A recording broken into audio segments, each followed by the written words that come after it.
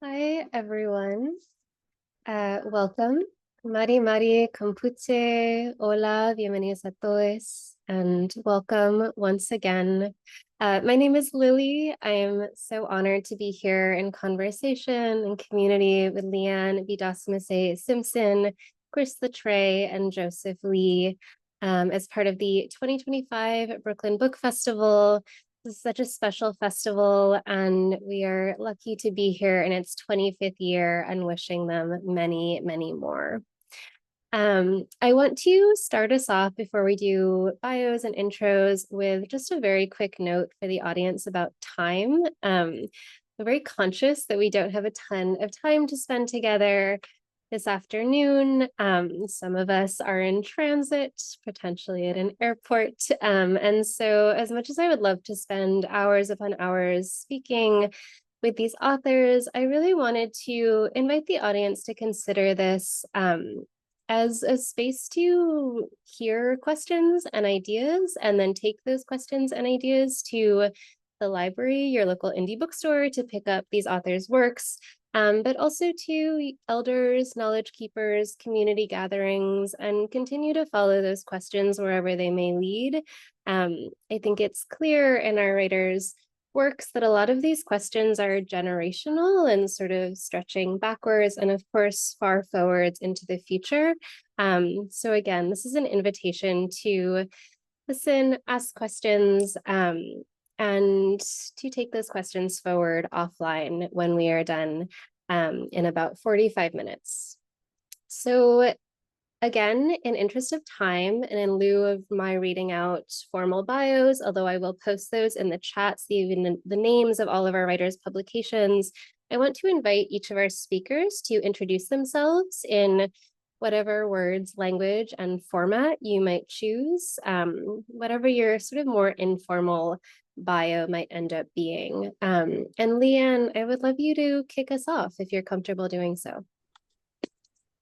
Miigwech, ani kinawaya gidagavajuna denuema, kinagachia Nishnaabe ogming nadunjaba, nagojawani megwado da Betasamosake Nishnaabeg. My name is Leanne Betasamosake Simpson. I'm Michi Saagig Nishnaabeg. Our homeland is the North Shore of Lake Ontario. I'm a member of Alderville First Nation, and I'm a writer and a musician and an academic. I'm so grateful to be here with you all. Thank you so much. Chris, can I ask you to go next? Yeah, miigwech, bonjour, bon après-midi, Indinoy Maganadug, Chris Latray, Indigenous, Chris Caution, Nikashin. It's hello and good afternoon, all of my relatives. My name is Chris Latray, but you can call me Chris. I am a citizen of the Little Shell Chippewa tribe. I'm a Anishinaabe Métis. I too am a writer and a musician, and I am the current, though my last sands are slipping through the hourglass as far as my term as the Montana State Poet Laureate. I could find when I arrive home that it's been taken from me, but we'll find out. Amazing. Thank you. And Joseph. Hello, thanks, Lily, and hi, Chris and Leanne and everyone else. Great to be here. My name is Joseph Lee.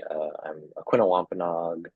I live here in New York City, and I'm a writer, just writer, not a musician. So I'm only one of the two things that these other two excellent people are. And yeah, looking forward to the conversation. Thanks. Awesome. Thank you all. I want to dive right into it with a topic that Leanne brings up and works through in Theory of Water, Haymarket. This topic is called sintering, Sintering,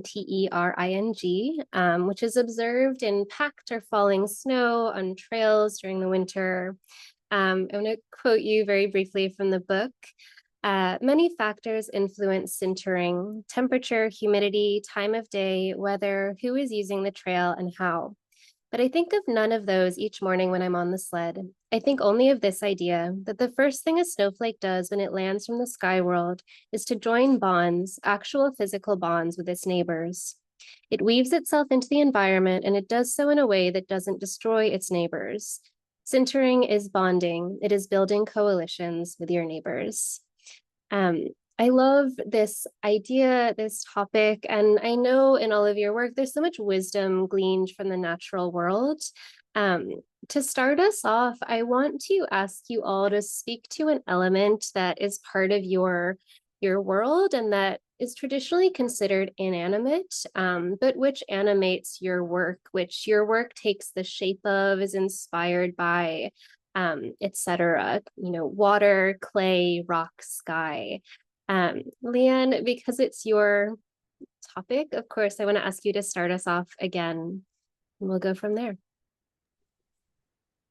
Sure. I think a few years ago now, I started thinking with ice and thinking with snow, because where I live, the winters are getting much shorter because of the disaster of climate change. And so that's really concerning, I think, for Anishinaabe people, because the wintertime is when we tell our stories. And so that time for deep thinking, for deep community, for relationality, for I think planting the seeds for the future is getting shorter and shorter. So I was thinking with ice, and I made a record called The Theory of Ice, and then I just kept thinking with ice, and I kept thinking with snow, and I kept thinking with water, because it is this relative of mine that changes forms from a solid to a liquid to a gas. It's inside my body, it's outside my body. During the pandemic, we learned about the droplets in our breath and how they connect us to each other. And every living thing on the planet has a relationship with water. So it's a connector in that way as well. And so I think I started to look at water as a provocateur, as a teacher, as a theorist, as somebody who, a relative that has this incredible global practice of renewal and circularity that life on this planet is dependent upon, and that all of the different cultures and species that I share time and space with also have a relationship with water. So I think I'm going to have to go with water. Joseph or Chris, feel free to jump in, or I can keep calling on you too. Joseph? Sure. Yeah, I'll talk a little bit about clay, which you mentioned. And I kind of partially start and finish my book talking about clay. We might, I think, talk a little bit about creation stories, but one of our creation stories for the Aquinnah Wampanoag involves clay, and we have these beautiful multicolored clay cliffs in Aquinnah, where we're from. And one of our stories that our legendary giant leader Mashep would kill whales by slamming them against the cliffs, and it stained them red. And that's one of the colors. There's also black and yellow and white and these other colors. But yeah, I think for me, clay was always like, it's sort of in some ways the heart of our community, and it's like the symbol that we're identified by. It's actually on our tribal seal and our flag.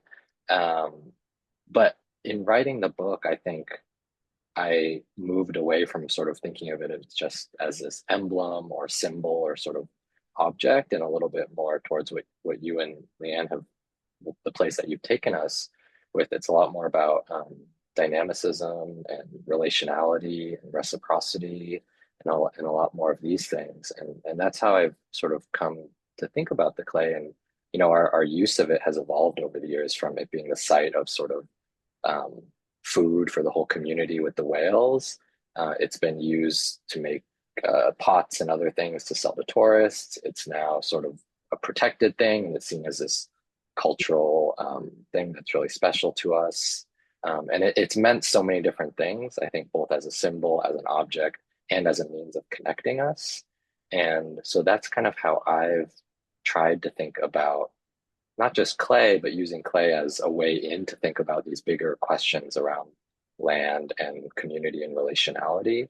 Think about what are the things bringing us together, and how are we using those things, or how are those things a part of our lives? rather than maybe sort of where I originally thought of it as just like this thing that was a part of the story and it represented something. I think there's also value in seeing the thing for what it is rather than like just using the thing to get to another thing. So kind of spending time with it where it's at and where all of us are at. Yeah, I love that. Thank you. Yeah, and Chris. Oh, you're muted. I want to start just like I was struck when Leanne was talking, just from a literary point of reference. Novelist Willie Vlotton is also a musician, and he talks about the novels he writes are often the result of a song he writes, and then a character continues to live in his head and tells him that he needs more time, and that's where his novels come from. So that's definitely relationship to making a record about ice and not being able to leave it alone. So I love that. For me, you know, the Little Shell, we were known as the Landless Indians for 150 plus years, one of multiple tribes who were landless, but in our case, we were literally known as the Landless in our region. So, you know, the idea of land and the connection to it is you know, no more important for us than any other tribe. It's certainly like a thing that has been part of us right up until like 20 minutes ago, you know. So one of the places I talk about a lot in Becoming Little Shell is a little primitive state park near where I live called Council Grove. And Council Grove was the site of the 1855 Hellgate Treaty that created the Flathead Reservation to the north and forced the removal of the Salish people from where they were up onto the reservation as it is today. And it's, you know, it's not technically what you would call my people's traditional land, though that area was kind of a indigenous superhighway for a couple thousand years, you know, from people moving from the west to hunt buffalo, you know, to the eastern side of the mountains. And I spend a lot of time at Council Grove. It's a place where, you know, living outside of my traditional community, I don't have any ceremonies to go to. I don't have any elders in my immediate surroundings. So the land became like my teacher in the same way that, you know, the land where the original instructions came to my people however many generations ago in the first place. So that's kind of how I came to view this relationship and how, you know, how much I reconnected to who I really was by spending a lot of time out there. And then last year we had this tremendous windstorm, the likes of which no one who has lived there for generations has ever seen before, like literally hurricane force winds coming through the Bitterroot Valley, through where I live, and devastated Council Grove. And there was in particular old ponderosa pine that I would always stop and visit when I walked through there. And I didn't go back for several weeks after the storm just because I was afraid of what I was going to find. And of course, that one old ponderosa, which was my friend, you know, was knocked over, this probably at least 300-year-old tree.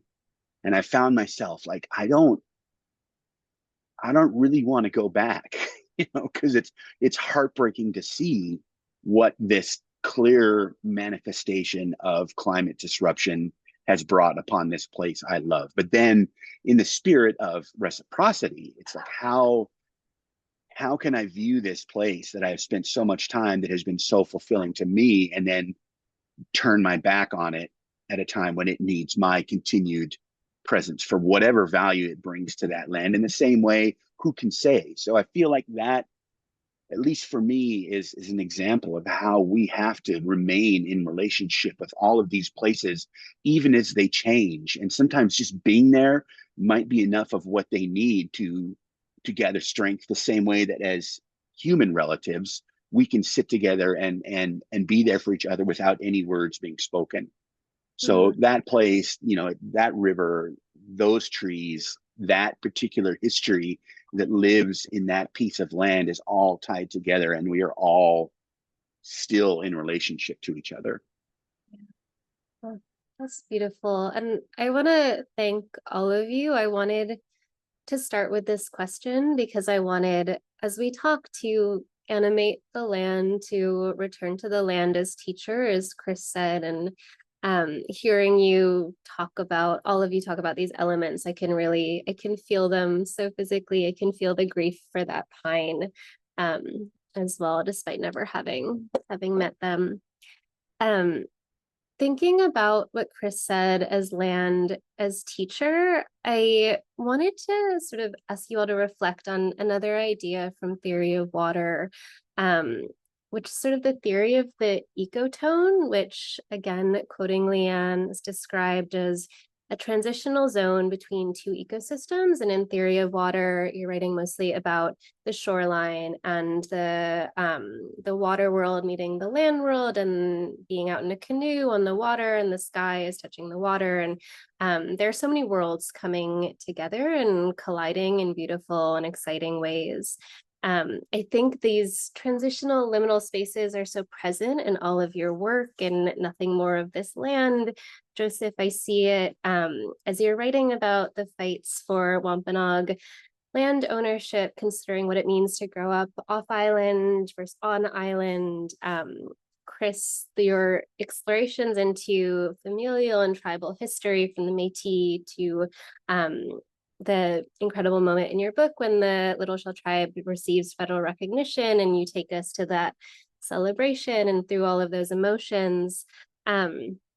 There's so much transition, and you are all walking between multiple worlds. And I'd love to ask you to share your thoughts on that transition, on stepping from one world to another, particularly as Indigenous writers. And I'm curious, in your day-to-day lives, on the page, etc., how are you confronting these many, many worlds and spaces, environments that we are all juggling? And, how might you encourage young writers to sort of exist in this ecotone, in this transitional space between worlds?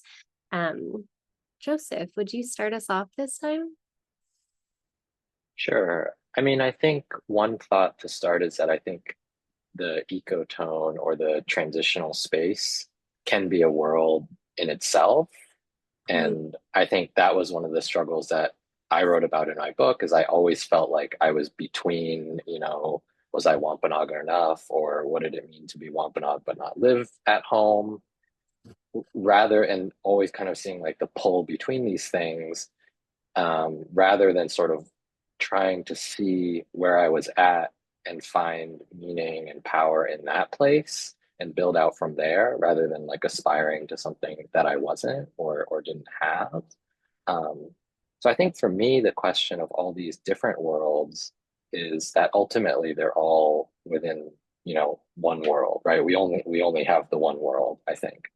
And they all kind of are existing in this same shared space, and they may not always be touching or interacting in such intimate or really close ways, but they're all part of the same universe that we're all in. And so I think there's no way to separate these things. And at least for me, trying to separate forms of identity, whether it's land-based identity, language-based Indigenous identity, for me, I think that was ultimately harmful and not productive to coming up with sort of a more nuanced, more layered understanding of what it means to really be Wampanoag, that's actually based in everything that we're talking about: relationality and community and transition and reciprocity and all of these other things.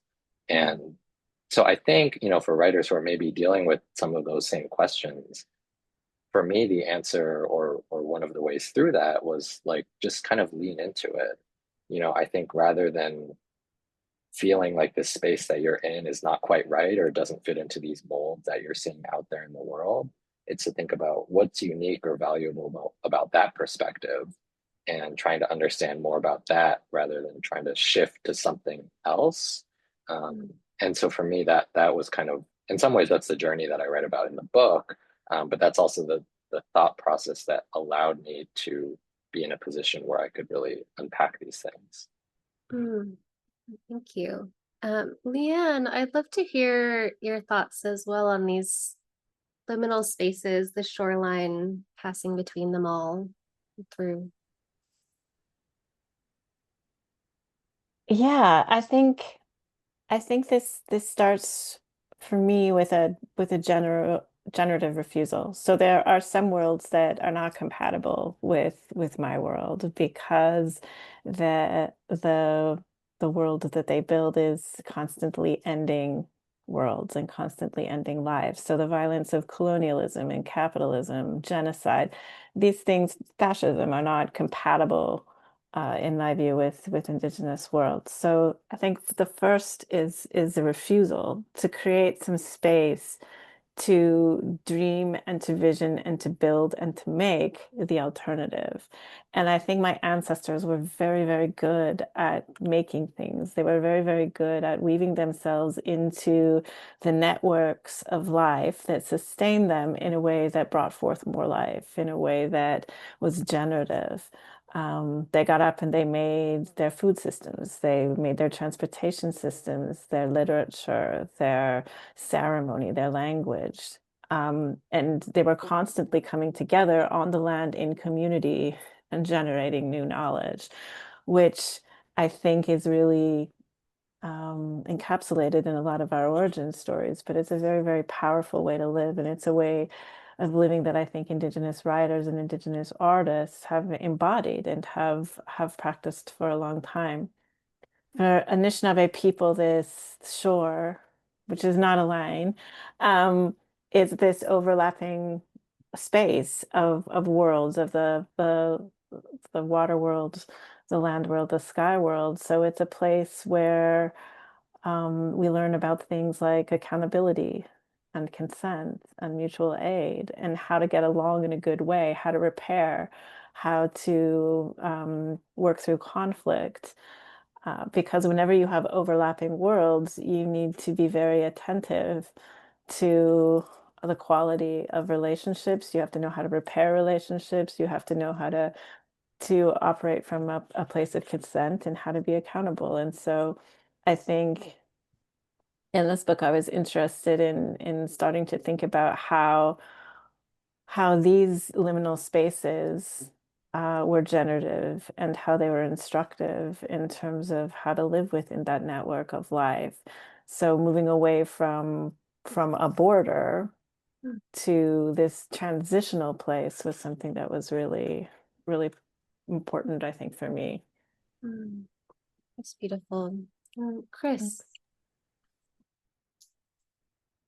Leanne, I think it's in Dancing on the Turtle's Back where you use the same kind of metaphor for tribal territory too, where like we look at maps today of like, you know, the Blackfoot people are here and the Crow people are here, and there's these hard edges, like we want to make them into states like we have in the United States, and it's not like that. And I was struck by that you know, as you're moving from one person's territory to another, there's parts of it that are certainly more held as specific to who we are, but then there's this big space of shared hunting grounds and shared gathering before you get to the next person's kind of soul, I guess you could even call it, of a particular community. And when I'm in front of certain audiences, maybe I will talk about the Métis people as being the perfect North Americans, because I imagine there was this very narrow time period of maybe a century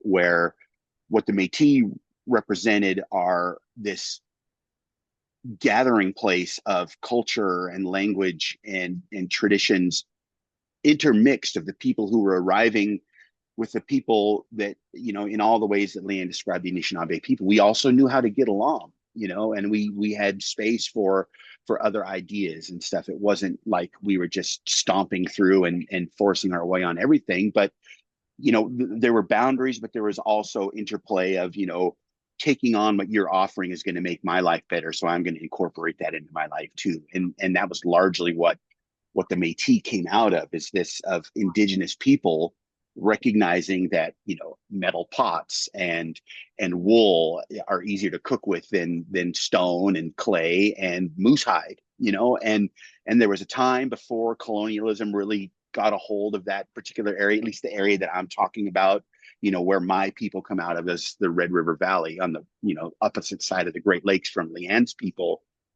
I just imagine that, you know, we were multilingual and we were the bridge between people talking to each other because through us. And somewhere to me, there's an idea of what things could look like in this kind of shared idea of, a new people coming out of the seventh fire.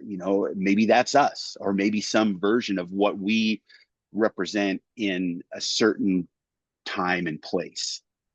I'm gonna ask Joseph to talk a little bit more. I'm thinking of this question as I'm talking, but kind of specifically about being from an East Coast tribe. There's some notes in your book on how there isn't a ton of representation, and you encounter a number of tourists on Martha's Vineyard, children in middle and high school, who sort of only have this like cowboys and Indians idea of Native people, and are extremely surprised to learn that there's a tribe on Martha's Vineyard and at Aquinnah. And I'm curious to hear you speak a little bit about that too, to kind of like bring in the other, that coastline, that shore of the country, and also of the island too. Yeah, I should say first that, I grew up obviously not exactly embodying kind of those misguided assumptions that I sort of mentioned throughout the book. But in some ways, I grew up in that space. And because of that, I grew up always a little bit confused because, in learning the sort of American version of American history in school and through culture and TV and media and books and everything, there's this, as American colonialism moved west, it's like this very simple narrative of, well, they encountered some people on the East Coast, like the Wampanoags, and, then that got dealt with, and then they moved on and met some other people, and that got dealt with too. And it sort of felt like, in many ways, in the historical narrative that I was being taught, that we had been left in the past, which I think is true for Indigenous people broadly, but it felt like something a little bit unique for us on the East Coast, whereas like we were being left in the past first or something, or that, we didn't factor into, as you said, sort of like the cowboys and Indians version of, colonial conflict. And I think because of that, I really kind of wondered, like, well, what does it mean to be from an East Coast tribe, or how do we fit into this bigger conversation about indigeneity and, Indigenous solidarity? And I think there are still ongoing questions. I actually just saw a cousin posting online about some pictures of our regalia that was sort of being questioned by other Indigenous people, like, well, that's not real, or you guys are like just playing dress up. And I think these questions are still, very relevant today. And it's not just from non-Native people, it's sort of from within the broader Indigenous community. And I think when I first began, at least writing this book, I felt a little bit like these questions were unique because of that experience and because of our sort of unique place within the American colonial myth of pilgrims and the first Thanksgiving and all these things, but also because of Martha's Vineyard and because of the unique place that Martha's Vineyard has in American culture. But the more I talk to other Indigenous people and the more you hear, it's like, those are maybe just kind of like interesting details, but the story is very much the same. Whether or not the land that we're protecting is Martha's Vineyard or somewhere else entirely, the sort of the struggle and these questions are the same.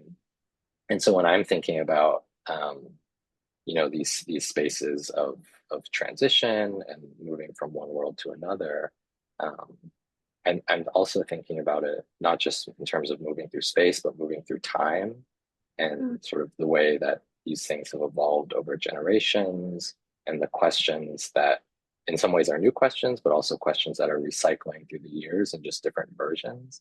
And I think that's the thing that we all share here, or one of the things that we all share.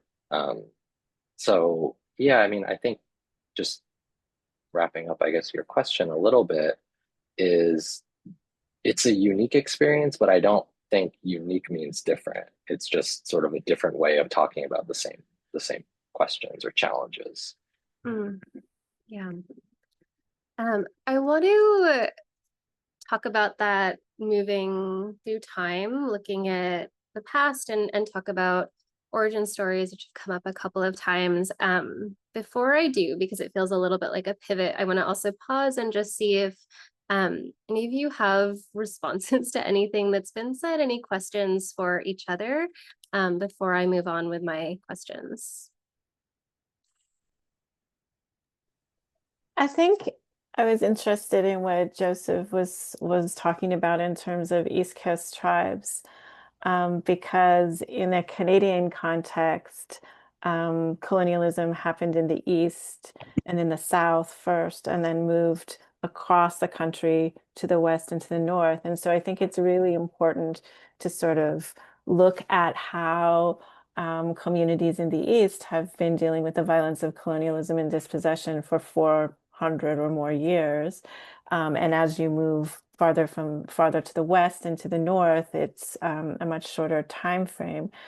And I think it's really important to sort of shift the discussion and the narrative from this almost out Indian each other to sort of looking at how all of our experiences are shaped by colonialism, and how we have lots of, although our stories may be unique, they're all part of that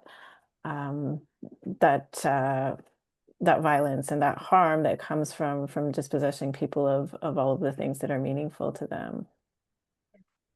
Absolutely. We like we're educated to think, you know, at least my education growing up was that like people landed on the East Coast and they just started sweeping west, you know, and colonialism just pushed itself away across the continent. But you know, about the time that they're like we've got this big 250-year anniversary thing next year in the United States for the Declaration of Independence. But, you know, in 1776, when we're in this tiny little area on the East Coast, you know, we're already on the western side of the Great Lakes. You know, Hudson's Bay Company is already established, and everything that's happening there is already going on. Meanwhile, coming up from the south and up the California coast, there's already colonialism flecking. So it's not like it landed in one place and just bulldozed its way. It just like came from all directions. And I think part of that is not just something that non-native people have to be educated in, but you know, we ourselves have to understand that we all, you know, there are little differences between us, but it was all happening at the same time, you know? Yeah, I think it's so clear in all of your work that you're thinking in ways that are not, they're not really confined to the page, of course. They're thinking about time in ways that are not linear, to, you know, further add to these layering of timelines too. Like I was born in South America, and so there's just like all sorts of, there's many eras, many waves. And I'm really glad that when I was using the word shoreline too, that Leanne mentioned that it's never a line. And I think that is sort of coming into my mind as well while thinking about time and all of our histories, our combined histories not being linear. And then related to that, I want to also make sure that we don't only dwell in the past. I want us to very much look forward into the future, generations and generations into the future. Though I want to do so and kind of enter into that by thinking about origin stories. Something I consider a lot in, you know, my own creative work and academic work too is just the power of retelling those stories over and over and over again. You are writing, and we're talking right now. I mean, Leanne, you write a lot about Sky Woman, and Joseph, you've talked already about Mashup, and I learned so much too about, it's a different origin, but the origin of the Métis people, Chris, in your book, which I did not know a ton about. And I feels like you're all using these origin stories to kind of look towards the future. And writing and also encountering people who are enacting change in their communities that is change on behalf of their grandchildren and great-grandchildren and generations again to come. The question I have really is to ask you all to speak to those stories and the resilience, the way that those stories kind of outline the fundamentals of everything we're talking about: relationality, solidarity, non-linearity in terms of time and geography and all of it. Maybe Joseph, will you start us off? Yeah, so the mashup story, which I already mentioned, is something that is at the very beginning of my book. And it's also, I'm glad you mentioned kind of resilience and the different ways that these stories evolve and how we use them. You know, the story is the story, but for me, growing up, what the story meant was this performance we did every summer of the story. And so that's kind of my personal lived experience of the story rather than just thinking about it and hearing it as a story. It was something that we were acting out for this audience of largely tourists on Martha's Vineyard in the summer. Mhm. And, you know, as a kid, I didn't like that because, you know, it's just like you have to dress up, you have to do this performance. It's like awkward, it's uncomfortable. Um, and I think there's just a lot in that to unpack and to really process as a community.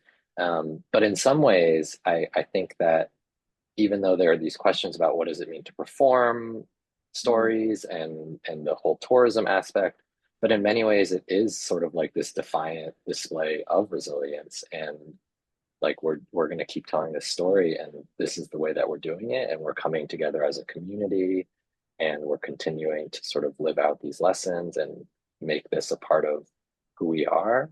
um, so in a lot of ways, I think that's the version of like continuing the story, continuing it through the years and looking forward. For me, the end of the story is very sad. You know, Mashup, our leader, he foresees the coming of a people who are going to change our lives in ways forever. And he leaves. He leaves with his wife and we never see him again. And I always thought that was sort of this very sad final, you know, it felt like an end to me. But I think that the fact that many people did choose to leave, choose to stay in Aquinnah, despite what they're being told of the dangers of these coming people, and then were the descendants of those people who are still there telling the story and trying to figure out what it means for us. For me, that is about both the, you know, all of the past, present, and future. I don't think you know, you can pick. It's like you're only doing one of those things at any given time. I think we're always striving to do all of those things, you know, honor the past and understand our past in the present moment, but for the future.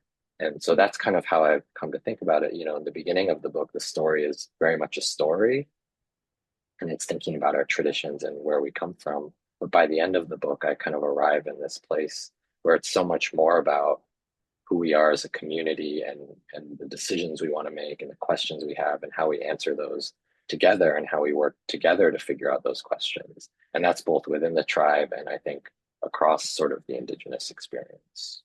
Thank you.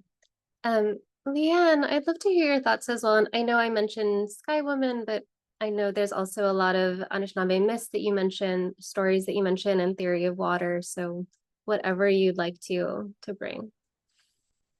Well, I think that it's a miracle that the four of us are here, despite everything that our peoples have been through over the past 400 years. And so I think our peoples, our ancestors, our grandparents, our parents had to work very hard in terms of making sure that we got here with the pieces that we have. And in turn, we have to do that same hard work. We have to struggle to make sure that we have a planet and that we have safe, beautiful places for the coming generations. And I think origin stories are one way that that we can, I think, inspire, imagine, dream, generate the knowledge that we need to do that. There's a lot of space, the way origin stories are constructed. There's a lot of layers. There's a lot of space for the listener to insert themselves. And I think part of the responsibility in origin stories is for folks that are reading or hearing them have a responsibility to find meaning for themselves and to work for that meaning, to struggle for that meaning.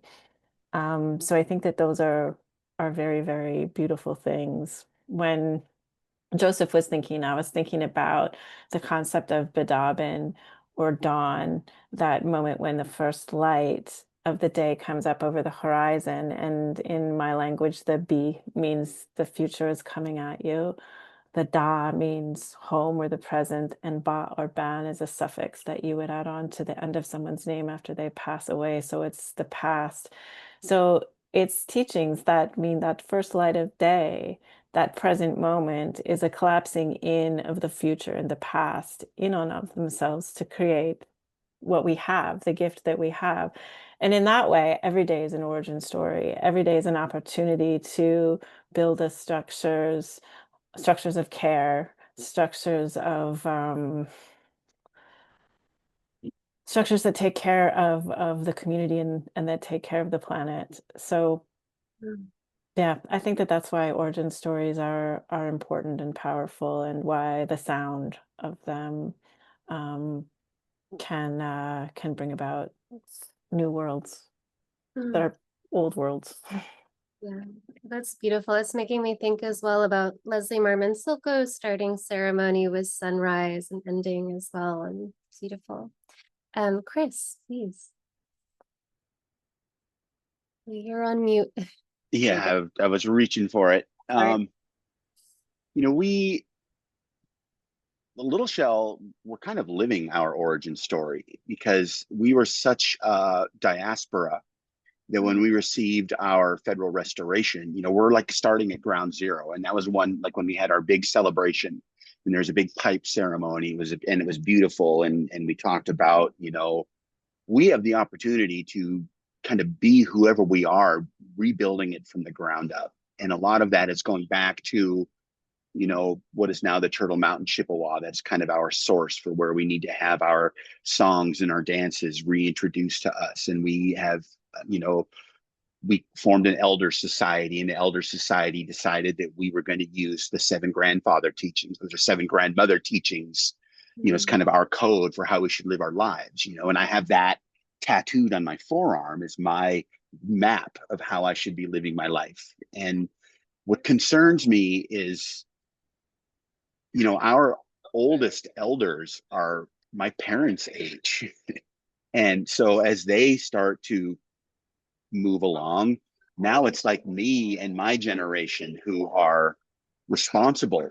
And I don't feel like I know shit, despite more than a decade of really trying to absorb as much as I can. And I hope all this isn't disturbing you too much, but that is my concern, is this almost desperation to learn as many of these stories and to share as many of them as I can, just as a means to preserve them, because so much has been lost, and you know, it picks up speed as it goes along.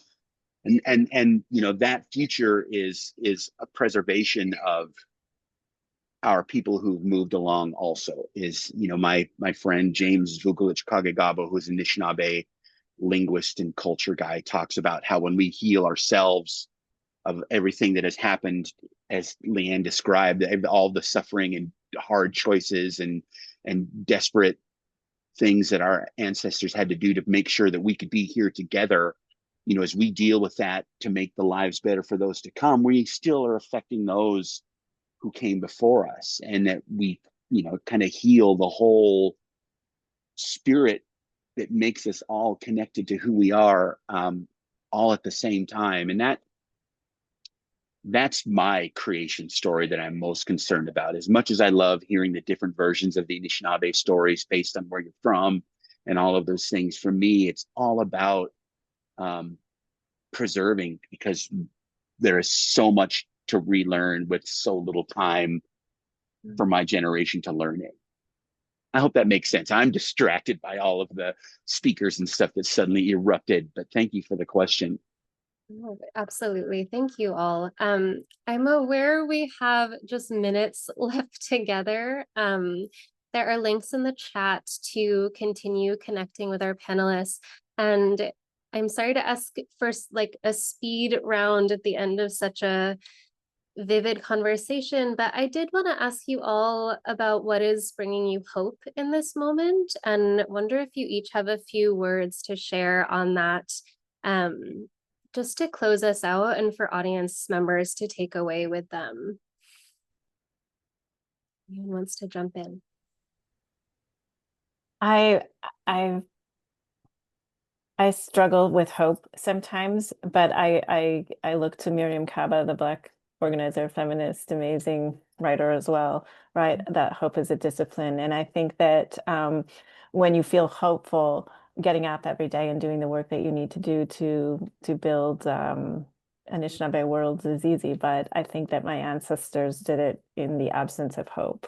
They did it because it was the right thing to do. They did it because they were committed and they were ethical, and it's a beautiful thing to do. So I think that the lesson for me right now is that we do the work whether or not we're feeling hopeful. That's beautiful. Thank you. I can connect two ideas that Leanne has already mentioned, which the one you just said about doing the work, but also earlier that how amazing it is for the four of us to be here. And, you know, it's that, I think, that gives me hope that, you know, I wouldn't be here if I'm not trying to do this work, trying to write and trying to think through these things. And so it's doing that work that connects me with people like you and hopefully people listening in the audience too, to all of us who are trying to figure this out and make some kind of better way forward. So yeah, I think the only way is to just keep doing the work, but along the way that brings you a lot of these beautiful moments. Absolutely. Yeah, I literally write a newsletter called An Irritable Métis. So hope is not one of those words that if you mapped out how many times it appears, it wouldn't be in the top of that list. But when I get asked that question, I like to use the example of the little shell in that, you know, for more than 150 years, we had to struggle to be restored to what we always knew we were in the first place. And that was a long game. And we had people who had to devote themselves to that restoration, even if they knew that they probably weren't going to live to see it happen. And that's the attitude that we have to take as a native and non-native intertribal community, is the realization that if we have an idea Thursday and we can't finish it by Sunday, there's no reason to give up on it. Maybe we have to work the rest of our lives and never see the result of that. But then the next person picks that up and goes. And that is how we have to view it. This is a big task in front of us, and it's going to take many people working their asses off with no result coming back that saw that it was worth their effort. So that's, you know, it's just a bigger picture over a longer period of time that we have to be willing to embrace. Amazing. Thank you all so much. We are sadly at the end of our time, but to everyone listening, please do search out these books, the music that Chris and Leanne make. We didn't get to talk about it, but Joseph has done some incredible reporting on environmental issues, freedmen across the country as well, just like really special work. So please take these questions, take all of this work with you. And thank you all so much. This is, again, part of the Brooklyn Book Festival. If you're in Brooklyn, next Sunday, September 21st, is the festival day. And yeah, thank you all. This has been very, very special. I really appreciate it.